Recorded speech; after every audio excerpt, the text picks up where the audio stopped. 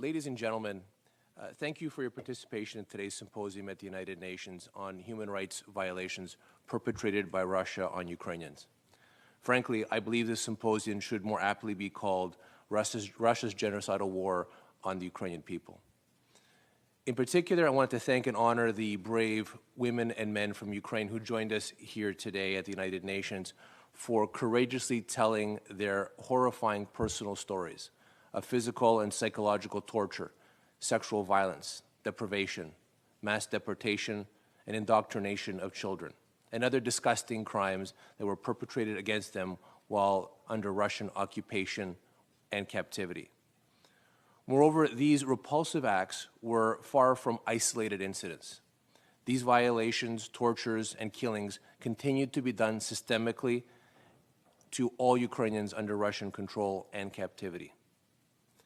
Ladies and gentlemen, we are witnessing a genocide in real time.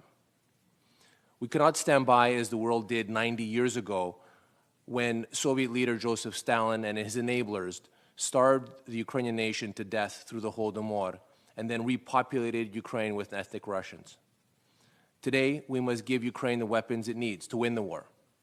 But as stated by President Zelensky, we must win both battles, the fight for our territory and the fight for justice.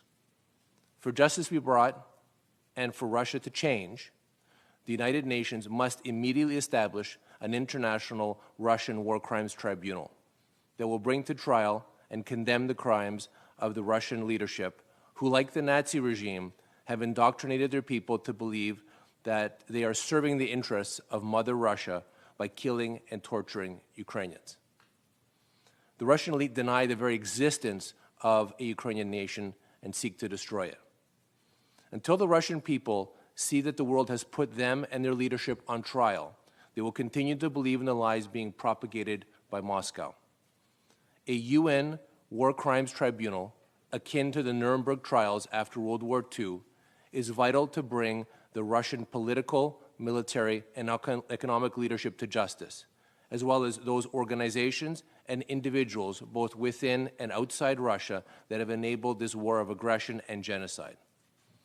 Without such a tribunal, there will be a massive accountability gap, where the ordinary soldiers are punished for the acts they committed, while top leaders such as Vladimir Putin continue to wage war with impunity. It is key that the international community focus on the crime of aggression, which is the plotting and waging of an aggressive war. That is the supreme international crime, because it contains within itself the accumulated evil of the whole. It is the mother of all crimes from which most other international crimes, war crimes, crimes against humanity, and genocide flow. The purpose of this UN War Crimes Tribunal is not only to convict the individual war criminals, but also to assemble irrefutable evidence of Russian crimes. This will offer a valuable and credible history lesson to the Russian people, and to delegitimize the current Ruski Mir, or Russian world, view that is propagated by the Kremlin. That delegitimization will be essential to change Russia to become a humane state that respects international law, its neighbors, and its own citizens. Without a comprehensive international war crimes tribunal, Russia will continue to be belligerent and a threat to its neighbors, as well as to global peace and security, even after they are defeated by the Ukrainians. That is why the Ukrainian World Congress, that represents the interests of over 20 million Ukrainians organized in 65 countries around the world, is calling upon every member of the United Nations to do the right thing and not stand by as evil is being perpetrated against the Ukrainian people.